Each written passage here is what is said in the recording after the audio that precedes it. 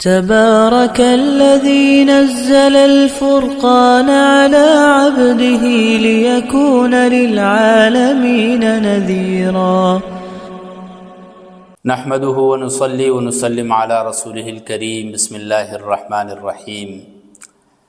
مختلف قواعد ہم پڑھ رہے ہیں، محموز کے قواعد ہم نے پڑھے تھے۔ آج ہم انشاءاللہ معطل ہی میں سے مثال کے قواعد پڑھیں گے۔ مثال کسے کہتے ہیں؟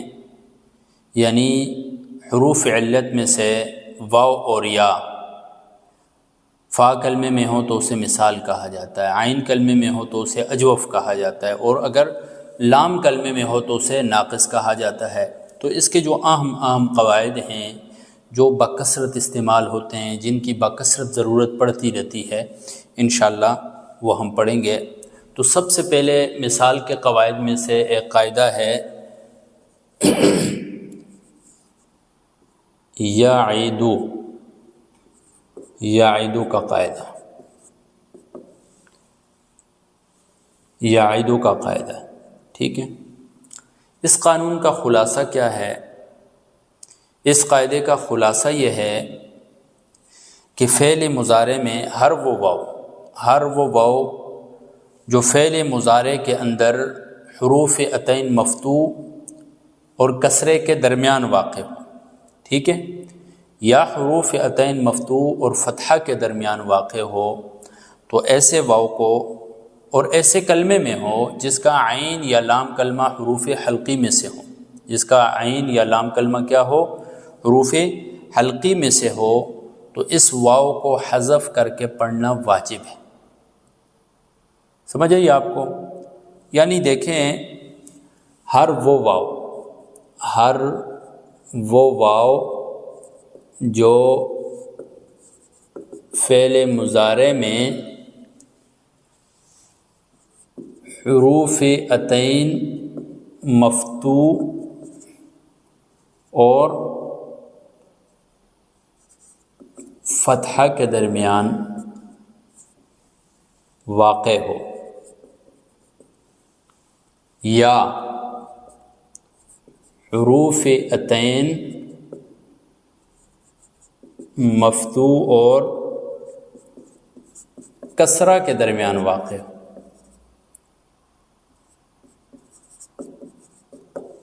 ایسے کلمہ میں جس کا عین یا لام حروف حلقی ہو، تو اس واو کو حذف کر کے پڑھنا آگے پورا واجب ہے، ٹھیک ہے۔ یہ اس کا خلاصہ ہے۔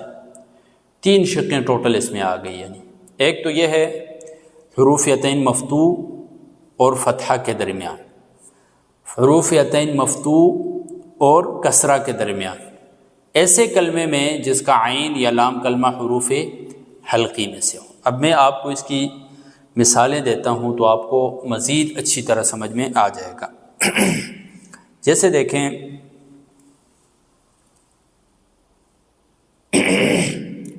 یعیدو، یہ یعیدو اصل میں کیا تھا؟ یوعیدو۔ اب آپ لفظ یوعیدو میں غور کریں۔ یوعیدو میں دیکھیں، حروف عطین شروع میں آ رہا ہے نا، حروف عطین جو حرف مضارعات ہیں 4 حروف عطین مفتوح ہے، اور اس کے بعد کیا ہے؟ کسرہ آ رہا ہے۔ تو ہر وہ واو جو حروف عطین مفتوح اور کسرہ کے درمیان واقع ہو، ایسے کلمہ میں جس کا عین یا لام کلمہ حروف حلقی میں ہو، تو دیکھیں اس کا عین کلمہ جو ہے یہ کیا ہے؟ حروف حلقی میں سے، حمزہ ہا عین ہا، ٹھیک ہے۔ تو اس واو کا حذف کر کے پڑھنا واجب ہے، اس واو کو۔ تو اس واو کو ہم حذف کر دیں گے تو نتیجہ نکلے گا یعیدو، ٹھیک ہے۔ تو یعیدو اصل میں کیا تھا؟ یوعیدو تھا۔ وعدہ یعدو ہے نا، وعدہ فعل ماضی اس کا آ گیا وعدہ. اسی طرح مضارع یوعد اصل میں ہے نا، لیکن یہ حذف ہو کہ یعدو ہو جائے گا.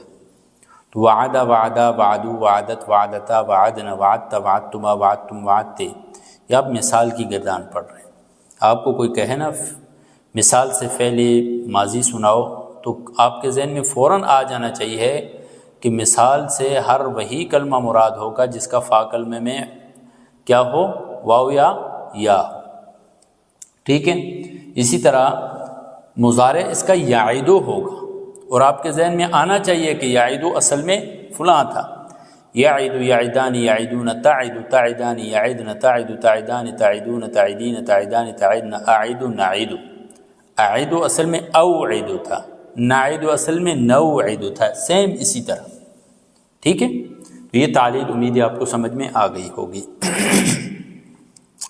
اچھا جی، دوسری مثال یہ تو تھی کہ حروف یتن مفتوح اور کسرہ کے درمیان واقع ہو. ٹھیک ہے. دوسری مثال ہے وہبا. وہبا یہبو یہبو وہبا یہبو. ٹھیک ہے. وہبا یہبو وہبا یہبو، یہبو نہیں ہے. یہ یہبو اصل میں تھا یوہبو، یہ اصل میں تھا یوہبو. ٹھیک ہے.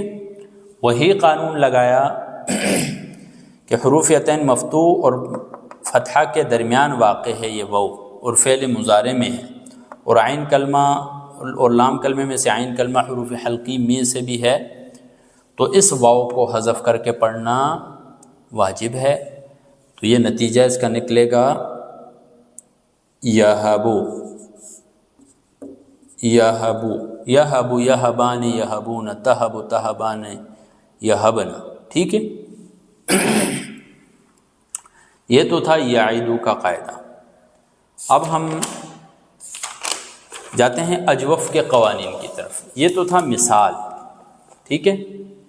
مثال یعنی حروف علت جو ہیں وہ فا کلمے کے مقابلے میں سے تھے. اب جب اجوف کے قواعد آ گئے تو اجوف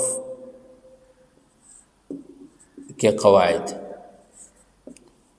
اب اجوف کے قواعد میں یہ قاعدہ ہے، یعنی عین کلمے کے مقابلے میں حروف علت ہوں گے. ٹھیک ہے. واو اور یا. قال وباع کا قاعدہ، قال وباع کا قاعدہ. اس قاعدے کا خلاصہ کیا ہے؟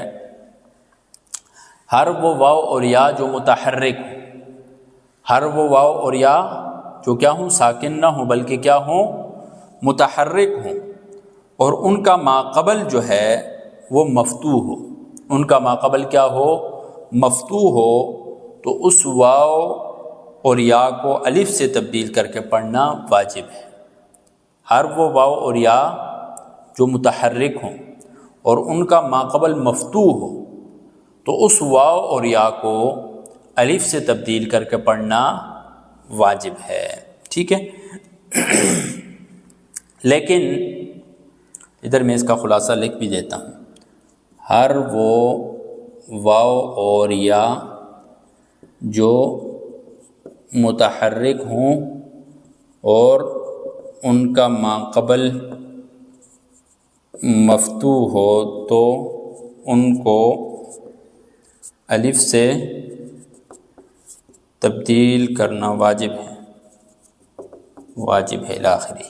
ٹھیک ہے.